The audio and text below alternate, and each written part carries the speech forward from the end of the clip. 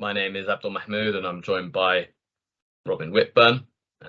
Our Key Stage 3 history textbook, Black Lives in Britain, 1500 to the present day, is now available in all good bookshops. This Black History Month, we want to share a couple of the stories that are in this book, and we're going to be focusing and discussing on two individuals whose stories we find to be particularly inspirational. The theme for this year's Black History Month is the significance of Black women in British history, saluting our sisters. And today we're going to be saluting two figures from the Second World War, or their stories certainly being from the Second World War. So here's a topic that we all teach in school, but I wonder how many of us are aware and actually highlight the role of Black British women during that conflict of 1939 to 1945. So these women all were impacted by the war or served in the war effort. The two women at the bottom of your screen, on the bottom left, is Lillian Bailey. Lillian was one of the first Black women to be involved in the Women's Auxiliary Air Force. And on the right-hand side at the bottom is Una Marson. She was a Jamaican author who came across in the 1930s. And during the war, she worked for the BBC in not only broadcasting to people in Britain, but also broadcasting about the war effort to the Caribbean to encourage people overseas to support the war effort. And we know that hundreds, indeed thousands of Caribbean people came across to Britain to actually join in that war effort. So we salute Lillian and Una, but we want above all to salute the women at the top of our picture. On the left-hand side, Amelia King, and on the right-hand side, Babs Gibson-Ward. Yes. So Babs's story begins in 1944. That's when she was born in Suffolk. But it's really, her story reflects an aspect of British history which is really underlooked, and that is the sort of wartime experience of Black people in Britain. So from 1942 to 1945, there was somewhere in the region of 240,000 Black soldiers from America, sort of collectively known as Black GIs, stationed in Britain. And this is the greatest number of Black people that had ever been in Britain up to that point. And although our sort of knowledge of the sort of experience of Black people in the 50s and 60s is one of sort of overcoming discrimination, the Black GIs were generally quite welcome. They were, seen as sort of a positive influence on British society, much to the chagrin of the white American soldiers.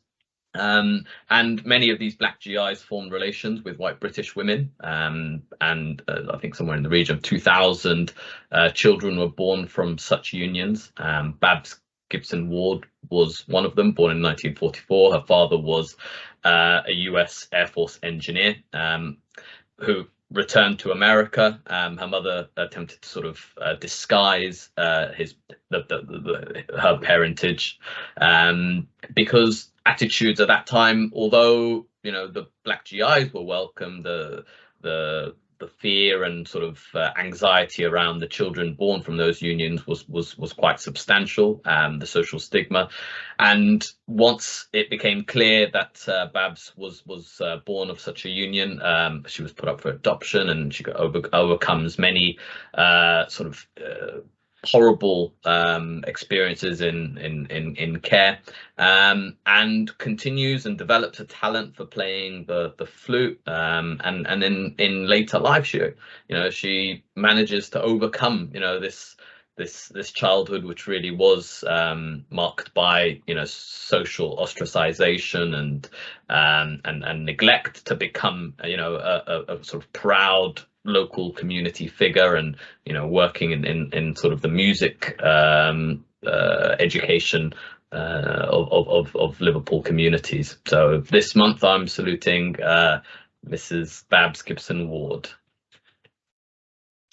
And my figure is also somebody who had to overcome discrimination. As Abdul said, the American GIs were welcome, but there were more difficulties for some of the black and dual heritage people who were in Britain itself at the time.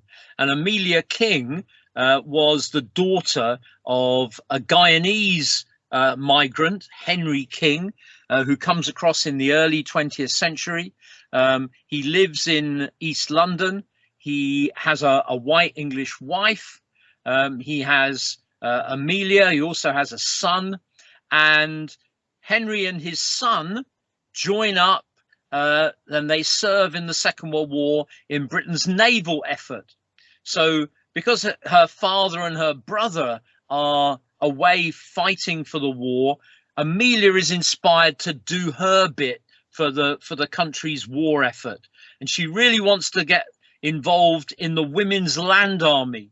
This inspired Amelia. She wanted to join the hundreds, thousands of other English women who were on the farms doing the work of growing the food and taking care of the food needed for Britain during the course of the war, while the men were overseas fighting. And so Amelia applies in 1943 for a post in the Women's Land Army. The authorities decide not to offer her a place. They're not convinced that any British farmer would want to take a woman of colour on their farm.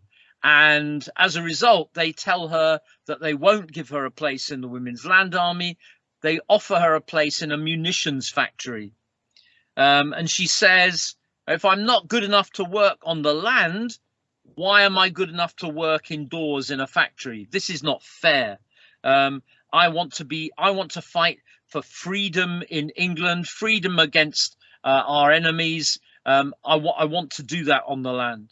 She gets the support of her local MP, Walter Edwards, the Labour MP for Whitechapel. He actually raises her case in the House of Commons. And it's front page of the Daily Mirror on the 24th of September 1943. And as a result of that, the authorities agree to accept her in the Women's Land Army. And a farmer down in Hampshire welcomes her with open arms, and they put her up in a local village. And Amelia works with her white friends on that farm and serves out the war, helping the country's fight against our enemies. And so I salute Amelia King.